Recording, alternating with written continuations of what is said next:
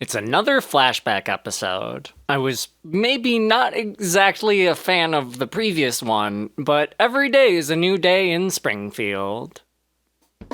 Hi, I'm Thorin, and welcome to Thorin Loves the Simpsons. Today we're looking at Season 3, Episode 12, I Married Marge, an episode where Homer marries Marge.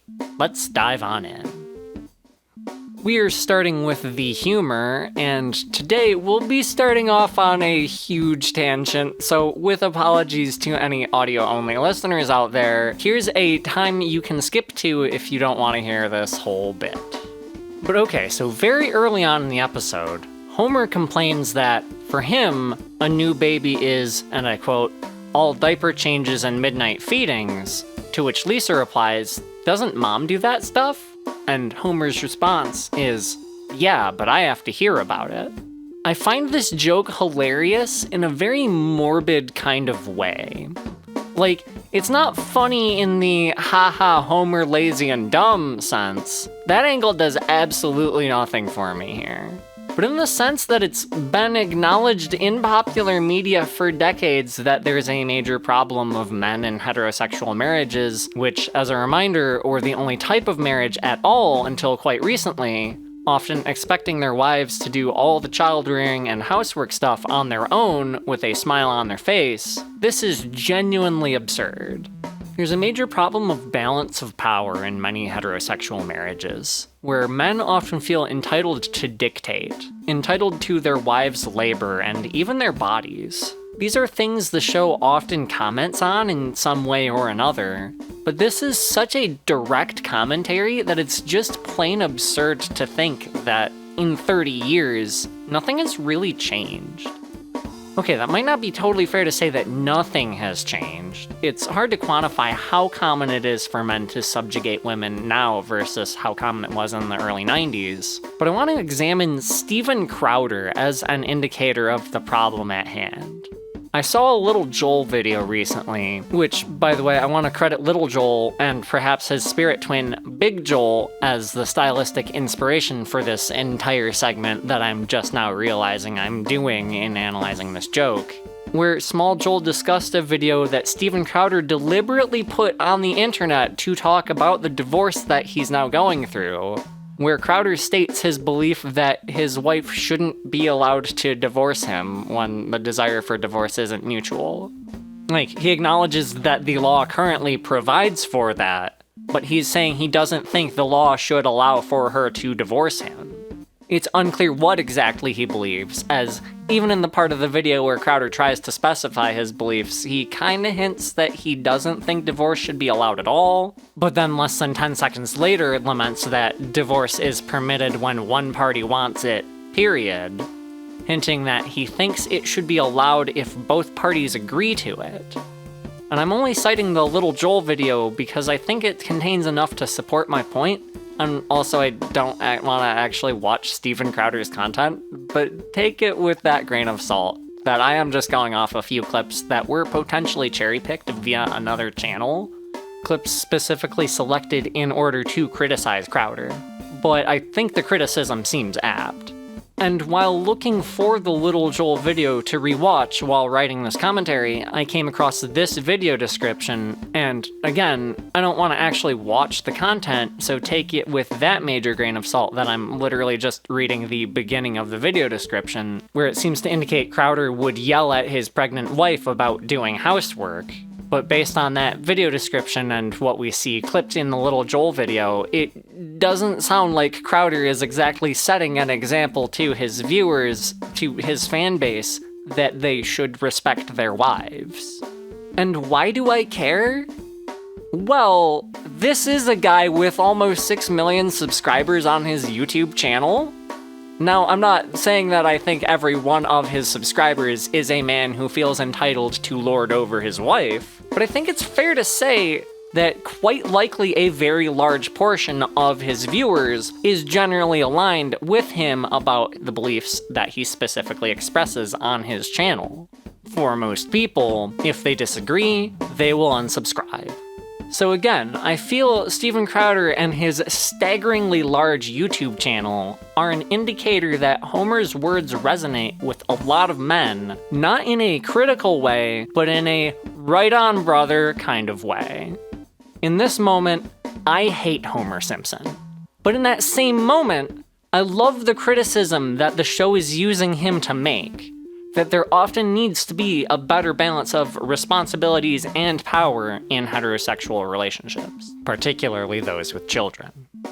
Moving on from that, though, we have a joke that I think makes a witty and apt observation about Christianity, when Homer remarks that God is always happy. No, wait, he's always mad. If that's a sensitive topic for you, here's a time shown on the screen that you can skip to avoid this discussion. I'm going to kind of out myself here as distinctly non-Christian. I normally don't like to talk about religious/spiritual beliefs just in general, but that much is going to be apparent here, so I might as well acknowledge it. But that joke really speaks to the two-facedness of the Christian God, where he's benevolent and all-loving and will grant a miracle to allow Jesus to feed thousands of people on a few loaves of bread and a couple fish, but at the same time he's wrathful and cruel and will flood the whole f***ing world because sinners exist. So, with apologies to my Christian friends and viewers, while I do feel some specific sects of Christianity are genuinely benevolent, I think there are fundamental issues with the Bible and the different and contradictory ways in which it portrays God that I think make the religion inherently a bit of a mindfuck to its own followers.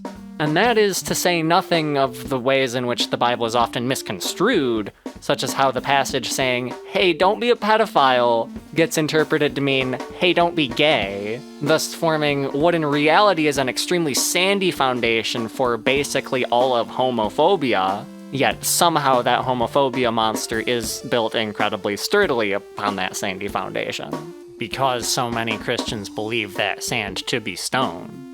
Anyways, we've been talking for what feels like a million years already, and we've only looked at 2 jokes. But they're damn good jokes. And we're not done with the jokes, but we are done with this super in-depth analyses.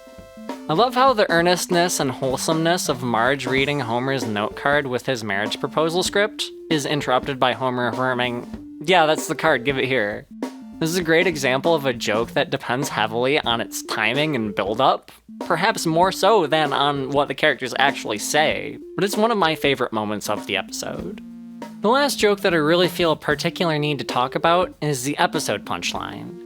Ending episodes on a punchline really seems to be a stylistic choice that the show is sticking with for this era. My guess is it was a stylistic choice that Al Jean and Mike Reiss made when they took over showrunner duty, as there's a pretty sudden cutoff between the Season 2 production cycle, where virtually no episodes end on punchlines, and the Season 3 production cycle, where virtually every one of them does. And I certainly wasn't a fan of the early episode punchlines, but they've been getting better, and this one is quite nice, with Homer and Marge high-fiving over not being pregnant, juxtaposed against Homer 5 seconds prior telling the kids how much of a blessing they were to him. It seems a little out of character for Marge to be so open in front of the kids about not wanting another one of them, but I guess the relief of economic anxiety probably got the best of her here. Anyways, time for a humor rating. And I know I talked a lot about Homer's complaint about hearing Marge complain about doing child rearing on her own, but most of that stuff is actually more applicable to the plot rating. And with that in mind, overall I think this episode's humor is fantastic, but not quite S tier. I'm gonna give it an A+. But as for the plot, first, I think it's interesting to note that this was probably actually early enough in the show's history that they could have gotten away with adding a new baby to the family, and where such a plotline might have been plausible. Obviously, if the show had tried adding a baby to the family even a year or 2 later, the show is well enough established that it would have been such an obvious jumping of the shark that it would have immediately sunk the show and doomed it to obscurity, and I'm sure everyone in the writing room knew it.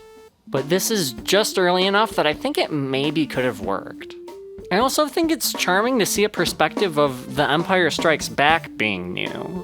I'm definitely a bit younger than the original Star Wars trilogy, so from my perspective, it's just always been a thing that exists and is a huge part of pop culture. I've never actually had to contemplate a world in which Return of the Jedi wasn't already old news, so I enjoy getting this glimpse into the past. I just think it's neat.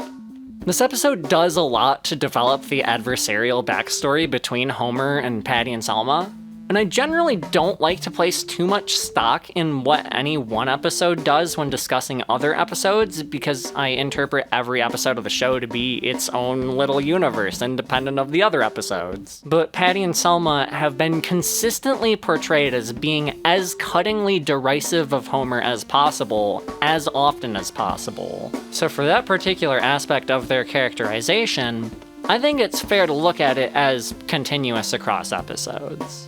But Marge's sisters are just incredibly cruel to Homer. Especially Selma, but especially Patty.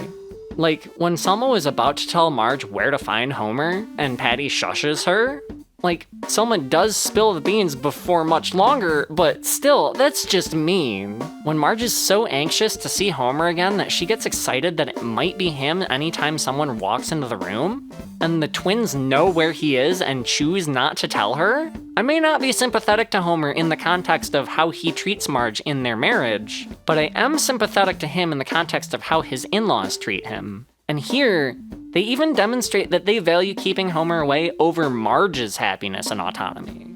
Although, again, to her minor credit, Selma reconsiders that evaluation before too long. But that's messed up. But it does lead to a very touching reunion between Homer and Marge. After that anxiety to see him again that we saw in Marge in the previous scene, that hits deep. Like, I don't know what else to say about it, it's just a really beautiful and touching moment. Before this watch through for this review, I genuinely had no idea I loved this episode as much as I do. And the separation and reunion that I just discussed are a huge part of it. It's kind of funny that the biggest factor that draws me towards this episode is the point that I have the least amount to talk about, but I think that's enough to bring this episode to a solid S. And now for the final rating. With an A+ for humor and an S for plot, I'm gonna go with S overall. I think this is enough of a story-driven episode that, even with only an A+ for humor, we can go with a solid S. Thanks for watching. I hope you enjoyed my video, and if so, I ask that you please hit the like button. And if you'd like to see more, go ahead and hit that subscribe button, and let it know to give you all the notifications, not just some of the notifications. Up next, we have Radio Bart, so I will see you in that video.